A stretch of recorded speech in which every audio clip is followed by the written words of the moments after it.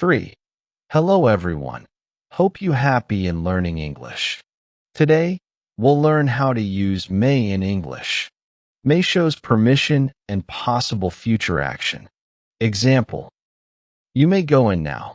He may leave tomorrow. Answer each of these questions using may. Also add I'm not sure at the end of your answer. Example: will Lisa help us with the work? She may help us with the work. I'm not sure. Let's complete the following sentence. 1. Will Ian pass all his examinations? 2. Will David be back by noon? 3. Will May drive us to the beach? 4. Are you going to the movies tonight? 5. Are you going to Europe on your vacation? 6. Will Nell wait for us after the lesson?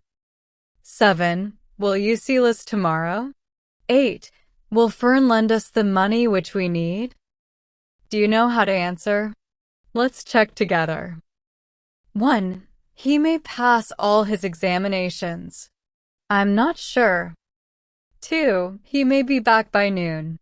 I'm not sure. 3. She may drive us to the beach. I'm not sure. 4. You may go to the movies tonight. I'm not sure.